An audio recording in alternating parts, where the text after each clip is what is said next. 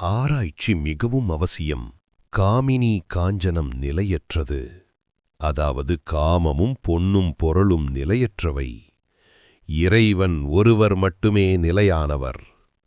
பணத்தால் என்ன கிடைக்கும்? நிலம் கிடைக்கும், பொன்னும் பொருளும் கிடைக்கும், அவ்வளவுதான். இறைவன் கிடைக்க மாட்டார். எனவே பணம் ஒருபோதும் வாழ்க்கையின் குறிக்கோளாக இருக்க முடியாது. இப்படி சிந்திப்பதுதான் ஆராய்ச்சி. புரிந்ததா? இதுதான் வஸ்து விசாரம். இதோ பார், பணத்தில் என்ன இருக்கிறது? அழகிய உடம்பில்தான் என்ன இருக்கிறது? பகுத்தறிந்து பார். அழகிய உடம்பிலும் வெறும் எலும்பு, சதை, கொழுப்பு, மலம், மூத்திரம் எல்லாம் தான் இருக்கின்றன. இறைவனை விட்டுவிட்டு மக்கள் இத்தகைய விஷயங்களில் ஏன்தான் மனத்தை பறிகொடுக்கிறார்களோ? ஏன்தான் எம்பெருமானை மறக்கிறார்களோ? இவ்வாறு மனத்தில் எப்போதும் சிந்திக்க வேண்டும். இதுதான் பகுத்தறிவு. இறைவனை காண முடியுமா? முடியும், நிச்சயமாக முடியும். அதற்கு அவ்வப்போது தனிமையில் வாழ வேண்டும். பகவானின் திருநாமத்தையும் மகிமைகளையும் பாட வேண்டும். பகுத்தறிந்து உணர வேண்டும். இந்த வழிகளையெல்லாம் பின்பற்ற வேண்டும். ஆழ்ந்த மன ஏக்கத்துடன் அழுதால் அவரை காண முடியும். மனைவி மக்களுக்காக மக்கள் குடம்குடமாக கண்ணீர் வடிக்கிறார்கள். பணத்திற்காக அழுது புரளுகிறார்கள். ஆனால் கடவுளுக்காக யார் அழுகிறார்கள்? எப்படி அழைக்க வேண்டுமோ அப்படி அழைத்தால் இறைவன் வருவான். தீயவர்கள் கெடுதல் செய்ய வந்தாலோ கெடுதல் செய்தாலோ நாம் சும்மா இருக்க வேண்டுமா?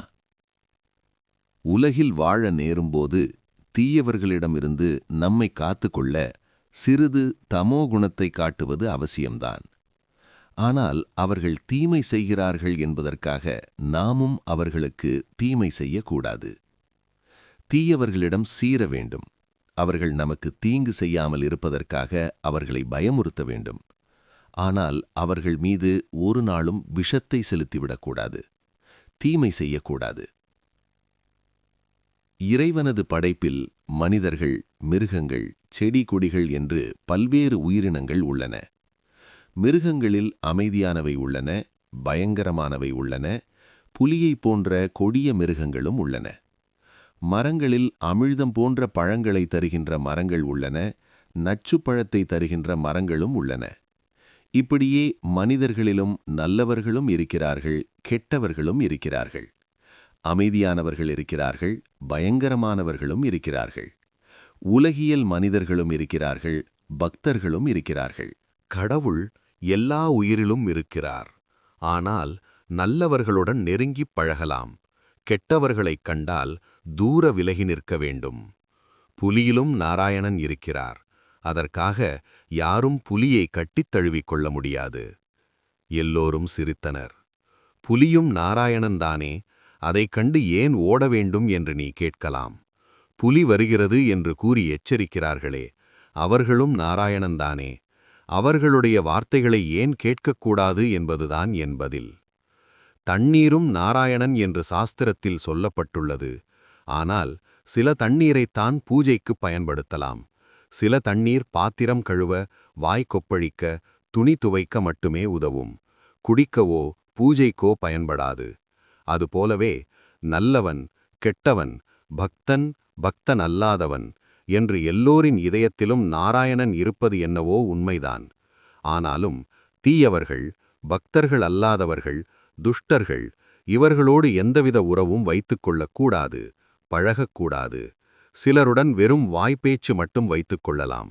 இன்னும் சிலருடன் அதுவும் கூடாது. இத்தகைய மனிதர்களிடமிருந்து விலகியே வாழ வேண்டும். மக்களை 4 வகையாக பிரிக்கலாம். பக்தர்கள், முமுக்ஷுக்கள், முக்தர்கள், நித்தியர்கள். நாரதர் போன்றோர் நித்தியர்கள்.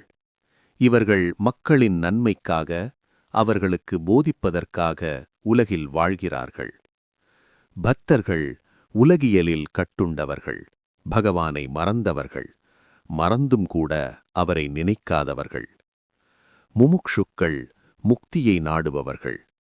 ஆனால் இவர்களுள் சிலர் முக்தராகின்றனர், சிலரால் முடிவதில்லை. முக்தர்கள் சாதுக்களைப் போல, மகான்களைப் போல. இவர்கள் காமினி காஞ்சன ஆசையால் கட்டுப்படாதவர்கள். இவர்களின் மனத்தில் உலகியல் இல்லை. இவர்கள் எப்போதும் எம்பெருமானின் திருவடிகளை சிந்தித்துக் கொண்டிருக்கிறார்கள். மீன் பிடிப்பதற்காக குளத்தில் வலை வீசுகிறார்கள். சில மீன்கள் திறமையானவை. அவை எப்போதும் வலையில் மாட்டிக்கொள்வதில்லை. அவை நித்தியர்களுக்கு உதாரணம். ஆனால் பல மீன்கள் மாட்டிக்கொள்ளும். அவற்றுள் சில தப்பிக்க இயலும். இவை முமுக்ஷுக்களுக்கு எடுத்துக்காட்டு. ஆனால் முயன்றின்ற எல்லா மீன்களாலும் தப்பிக்க முடிவதில்லை.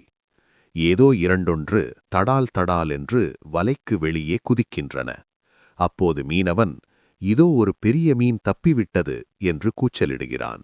ஆனால் வலையில் சிக்கிக்கொண்ட மீன்களுள் பெரும்பாலானவற்றால் தப்பிக்க முடிவதில்லை. தப்பிக்க அவை முயற்சி செய்வதும் இல்லை. அதற்கு மாறாக வலையை கவ்விக்கொண்டு தலையை சேற்றில் புதைத்தபடி நிம்மதியாக இருக்கும். இனி ஒரு பயமும் இல்லை, நாம் சுகமாக இருக்கிறோம், இனி ஒரு பயமும் இல்லை, நாம் சுகமாக இருக்கிறோம் என்று நினைத்துக் கொள்ளும். சற்று நேரத்தில் மீனவன் வலையை கரைக்கு இழுக்கப் போகிறான் என்பது அவற்றிற்கு தெரியாது.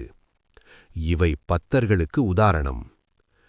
பத்தர்கள் காமினி காஞ்சனத்தில் கட்டுண்டவர்கள், கையும் காலும் கட்டப்பட்டவர்கள். காமினி காஞ்சனத்தால்தான் வாழ்க்கையில் இன்பம் கிடைக்கும் என்று நினைக்கிறார்கள். இவர்களுக்கு கடவுள் பயமே கிடையாது. அந்த இன்பத்திலேயே அழிவும் இருக்கிறது என்பது அவர்களுக்கு தெரிவதில்லை. பத்தன் சாகும்போது அவனது மனைவி, ஐயோ, நீ போகிறாயே, எனக்கு என்ன வழி செய்திருக்கிறாய் என்று புலம்புவாள். அப்பப்பா, இந்த மாயைதான் எப்படிப்பட்டது! மரணப்படுக்கையில் இருக்கிறான், சிறிது நேரத்தில் சாகப் போகிறான். அவன் அருகே விளக்கு சுடர்விட்டு எரிந்து கொண்டிருக்கிறது. அதை பார்த்து, எண்ணெய் தீர்ந்துவிடும், விளக்கை அணை என்று புலம்புகிறான்.